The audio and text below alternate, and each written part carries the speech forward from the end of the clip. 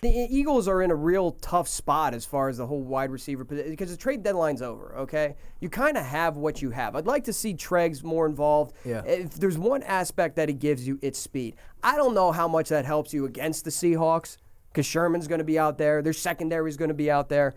But it almost plays in the hands of, listen, when you got a defense that's really good at one thing and their secondary is stellar and our wide receivers aren't that good, it almost kind of neutralizes it out. Because you're not having hey, this is Michael Floyd and Larry Fitzgerald or any other wide receiver combination like that where it's going to be a great matchup against that Seattle Seahawks secondary. You know we suck. You know we're not going to go at you as far as the wide receivers are concerned. You know we're going to pound the ball at you. So it almost takes away one of their strengths of the defense, just admitting, hey, listen, we ain't going to do it. Yeah. I mean, I think we just got to take advantage of the Seahawks and the seams. That's where we got to win. I think we have to dial up the run, get the play action going. But that's where it's at. And you kept chopping, and you kept chopping. Oh, yeah, that's Dougie P after the game. Just keep chopping. And like he said in the post-game celebration, listen, we're 1-0, but right now we're exactly 0-0. But I want to take a moment right now to kind of take a look at the broader picture as far as the playoffs go. Because we are entering into Week 11, all right? As Sean mentioned, a loss isn't going to kill you, but I want to take a different angle on this and really look at this because we got 7 games left, all right? If the playoffs were to start today, Dallas has the first seed at 8-1. The Seahawks have the second seed at 6-2-1. Falcons winning the NFC South at 6-4. Lions winning, believe it or not, the Detroit Lions right now winning the NFC North. And then you have the Giants and Redskins, 5-6.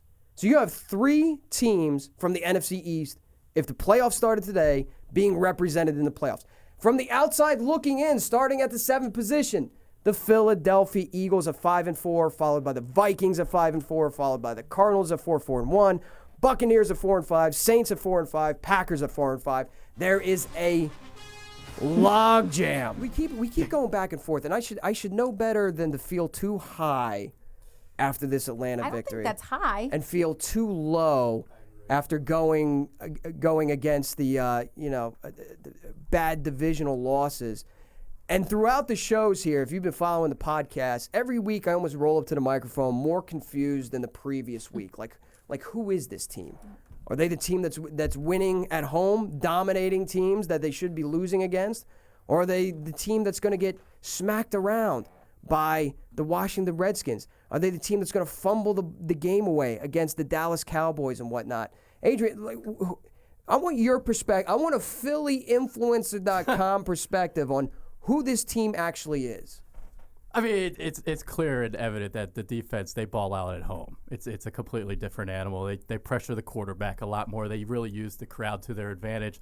On the road, completely different animal, obviously. I mean, we can't stop anybody, it seems like. And you lose to Detroit. I mean, that was a weak loss, I thought. So, yeah, it's just a dominant home team, but we got a lot of home games in the second half of our schedule, and that's key. But this is the thing, when you going back to what you said, E-Rock, when you're saying, hey, are we too under? Are we too over? I don't think we're too high, and we're not too under, because guess what? Every game that we have lost, and yes, they're away, we don't show up. And why are we pissed off? We're pissed off because we know what they are capable of, and anytime they've lost, they just haven't shown up. They've made terrible mistakes. They've also been in every single game. Benny Logan's groin. They just haven't closed. Benny Logan's groin. That's the key to victory right there. But besides the Redskins, which the score didn't indicate how bad of a thumping that really was, because we got dominated in that game. Right, Benny Logan's groin. He got hurt that game.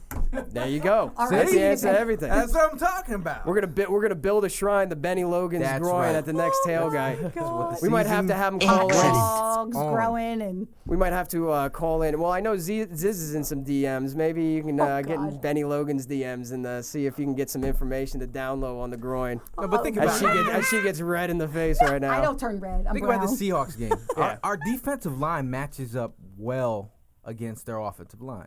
They don't have they have a rookie running back right now who's coming on a little bit, but that's really what it is. I mean, their offense isn't like a juggernaut. You know, if Wilson is, he's got the MCL sprain. He's coming back a little bit, but if we can keep him contained, it's a good matchup for us.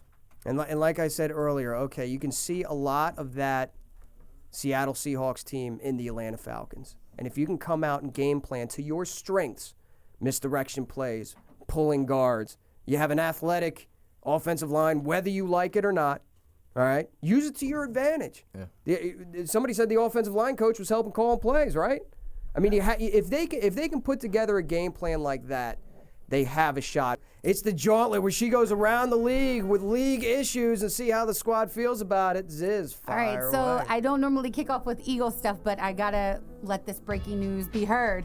This is just in. According to reports, the Seattle Seahawks, our opponents this week, announced they released running back Christine Michael. Well, that means Thomas Rawls is back. It means he's back. Yes. If you play fantasy football, you should go out and pick him up if he's out there. What do you think that means for us? I mean, he rushed for 565 yards and 7 touchdowns this season alone. So do you think they're going to hurt from that or what? Well, C.J. Prosise really emerged last week against New England in the passing game, and I think that has something to do with it. And Thomas Rawls is back too. 1-2 punch. That's their 1-2 punch right now. If it ain't Marshawn, I don't give a shit. So they could put whoever. And he's coming back from injury, so. Yeah, so I mean, you can't expect too much from the guy. It's not like he's it's not Adrian. Adrian Peterson ain't coming back. Right. All right, this is Rawls we're talking. And we have a great run defense and Benny Logan's groin. Benny Logan's groin. groin. Hashtag Benny Logan's groin. I'll have to tweet that. All right, next, this is the heated one right now. Jeffries has been suspended. That's a big loss for the team, right? The next 4 games, he has been suspended for violating the league's policy on the drugs. What does that mean for him? He's a taking We the don't drugs. know. He's taking the drugs. Alshana Jeffrey, how could you? We're suspended for game. What's the matter, you? You're taking the Don't drugs. worry Drugs are about no good. it. It's a dirty business. It's a dirty business. So my question to you guys from all of that is his credibility, is it gone out the window now? What does it mean for his team? What does it mean? I mean, we can't know because... I don't think it messes his credibility. It might have took something that he thought he could have took. Maybe he was getting advice Lane from Johnson Lane can't Johnson. relate. He did. And do you know what was quoted, guys? He did say, he said, look, I took a supplement that was recommended to me. So who recommended him that supplement? And he's not allowed to speak. Nobody's allowed to speak on that. So is there something going on? Yeah, I mean, when free agency opens up, free agency is going to, this is going to be an afterthought. It's going to be mentioned. We'll get a little discount. Slightly. But who do you think's when that recommended? when that bell opens, man, and free agency starts going nuts. Listen, there's only a couple receivers out there. Both of them the Eagles should be targeting. All right, so it ends up a bidding war. Either way, free agents are going to get paid. I don't care if he's coming off this performance. I mean, he was injured a lot, so he's probably taking those things to kind of heal up a little bit quicker. That's what he said for inflammation, but he said he wouldn't say who. He slipped up a little bit. He said they were recommended to me. I actually think it's great because he can heal up, get rested. Put on that Eagles green. Head to Philadelphia. Instead of the painkillers they give him, I think they should legalize marijuana and just let him smoke weed. Well, that is a whole separate issue. I am with you, Ziz, but that is a whole separate topic. Let's give him that cheer. E-A-G-L-E-S, Eagles! You kept chopping, and you kept chopping, and you kept chopping. And you can tell them to go themselves. You like that?